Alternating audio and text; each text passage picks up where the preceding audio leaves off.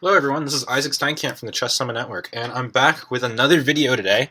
As you may have been following on my blog, chesssummit.com, I recently broke 2700 on Tactics Trainer and even managed to get up to 2800, making the top 200 chess.com Tactics Trainers players in the world.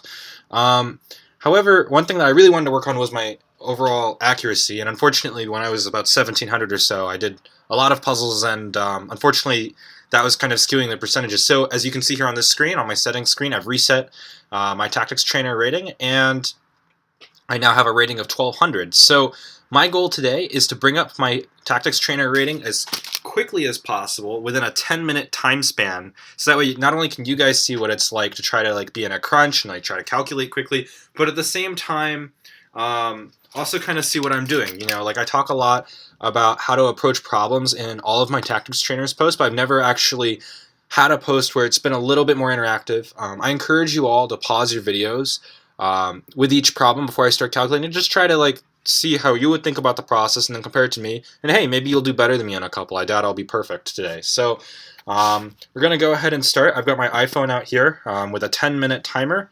and let's go ahead and get started.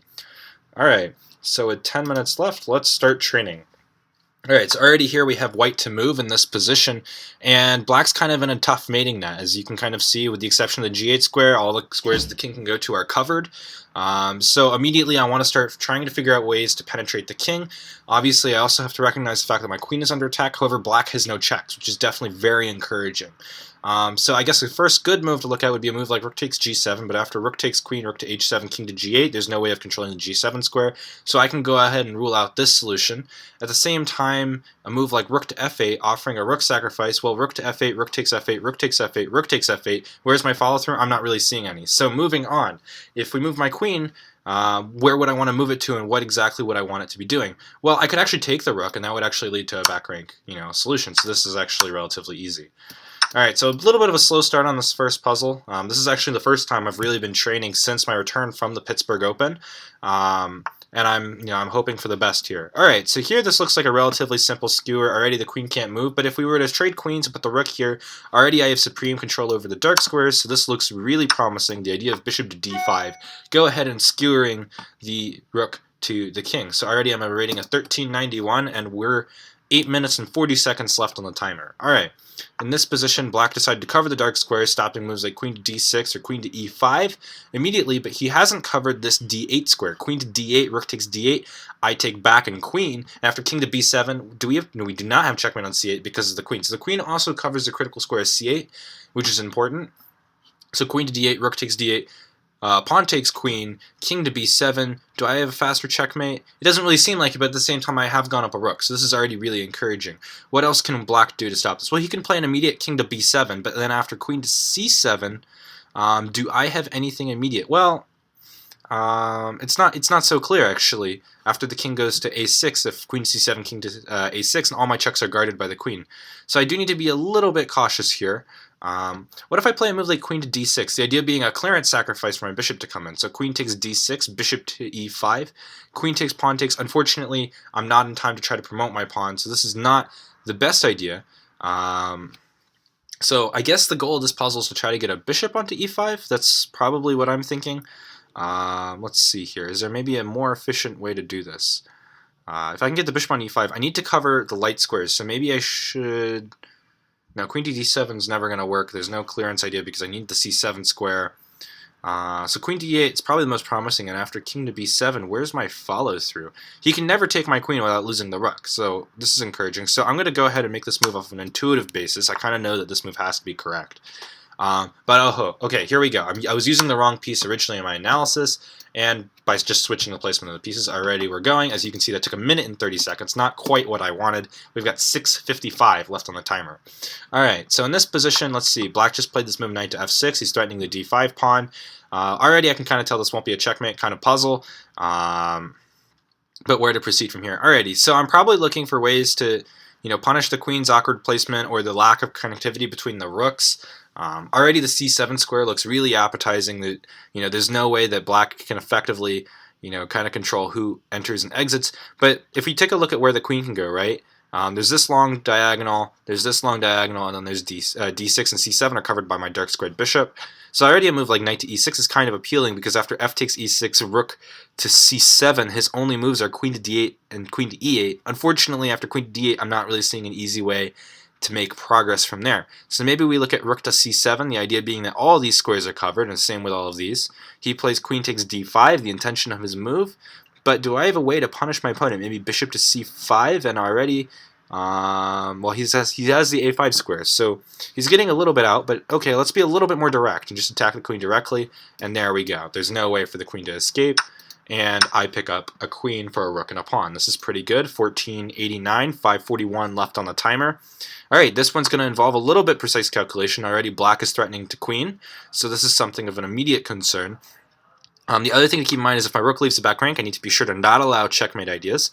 So maybe a move like rook to e1 is appealing because now I'm the one threatening checkmate. And so rook to e1, g2, king to g1, f2. Unfortunately, my rook is just slightly misplaced and the coordination between the pawns is a little bit too strong for my liking. Okay, so if this isn't going to work, how else do we go ahead and proceed from here? Well, if there's another easy way to try to, break through, how would I go about doing this? Maybe it's a move like bishop to e3 with the idea of getting the d file. But if he plays back to like rook to d8, I don't exactly see the kind of progress that I've made.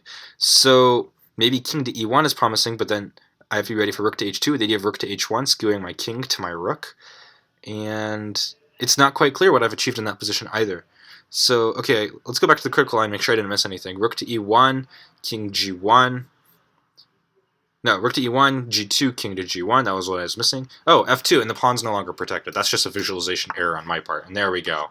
Not exactly getting the full credit that we wanted, but okay, we're over 1500 already, and it's only been about 5.5 minutes. Alright, my opponent's played rook on d3 to d5 with the idea of forking my two bishops, but he's left this knight unprotected. Does he get away with this? I don't think so. Bishop takes, rook to d7 check. If I go to the back rank, I better be careful because the rook takes b7 and rook to d8 ideas, or just rook to d8 simply. But I can go up to f6, and already it's very hard to checkmate. And there's no easy way to get through. The idea, obviously, is that if I play rook takes e2, my bishop on b5 is hanging, so I take with this piece, and I move on. 24 seconds used to solve that puzzle. Alrighty, in this puzzle, we already have a trapped king, so the only thing I have to keep in mind is the fact that my opponent is checking me, but I am already suspicious of this move. Alright, there we go. 5 seconds, all we needed.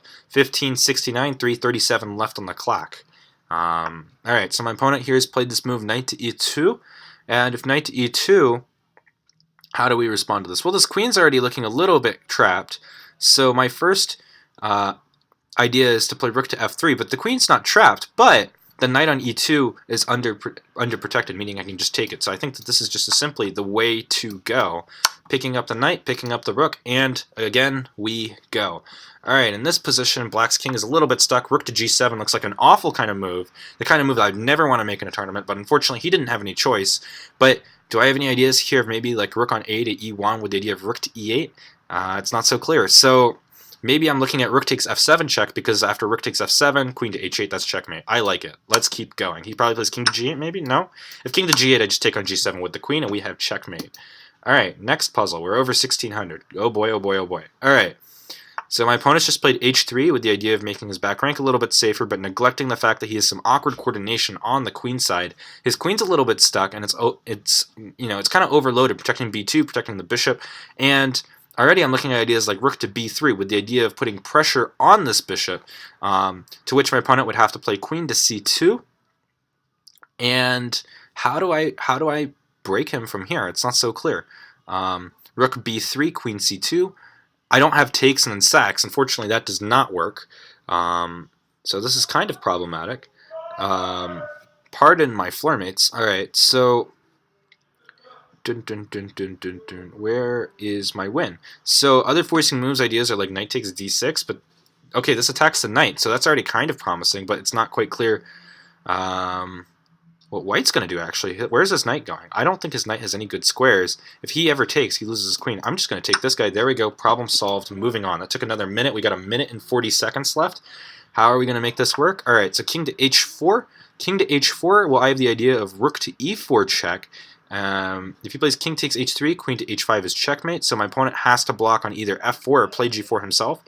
If he plays g4, I don't exactly have many entry squares. What if I just play queen to h7, because now he doesn't have a way of taking on h3, going back that way. I think this is checkmate.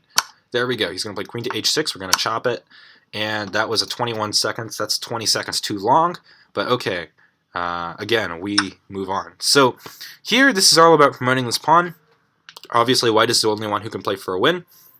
The question is, how do I go about promoting this pawn? I got 56 seconds left on my timer.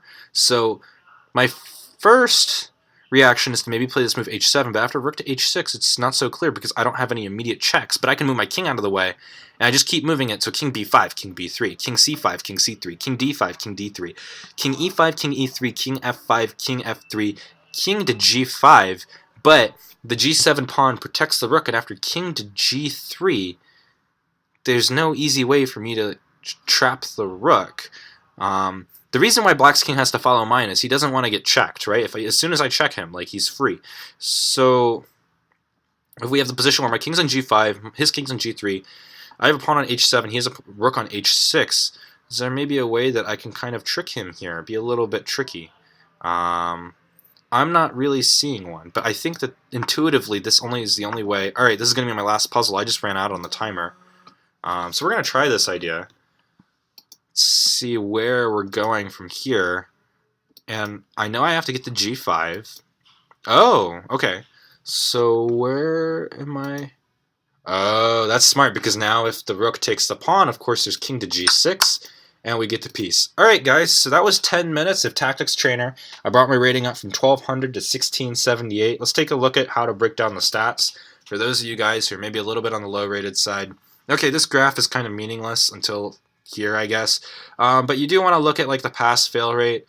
This is a really good rate, 91.7%. You know, the way chess.com Tactics Trainer grades their puzzles is you get 50% only for making all the right moves, and I believe the other 50% are just based on like the amount of time that you take. So even if you get all the moves right, but you don't pass it within a certain threshold based on your Tactics Trainer rating, you could theoretically only get 50%. But in this case, okay, you know, time was not really an issue for me. It was really only that one endgame puzzle in the very end that I got wrong, which is, you know, that one was a tough one. And you know, if you guys look down at your stats, you know, you want to make sure that you look at all these. As you do more and more puzzles, there'll be more and more themes, especially once you break about 2,000 on Tactics Trainer. And one of the cool features is that you can go back on your recent problems. As you guys may have noticed, I'm only using chess.com version 2, even though version 3 is out. One of the main reasons for doing that is I'm an online coach. I coach a couple of students, and I find just version 2 has a lot more simpler solutions that, you know, while I'm trying to coach, like, it's easier for me. But other than that, I'm loving version 3. Shout out to chess.com. And that's my video for today. So I hope you guys enjoyed this video, and kind of gives you guys an insight as to like how I approach a problem, how I attack things. There were a couple problems where I wish I had gotten a little bit faster, especially that first one, where it was just simply takes the rook and then checkmate and recognize the mating net. But okay, I believe almost all of them, with the exception of the last one, took me under a minute. So you know, that's relatively encouraging. Alrighty guys, this is Ken, Master Isaac Steincamp, signing off from the Chess Summit Network, and I'm hoping you guys a great weekend.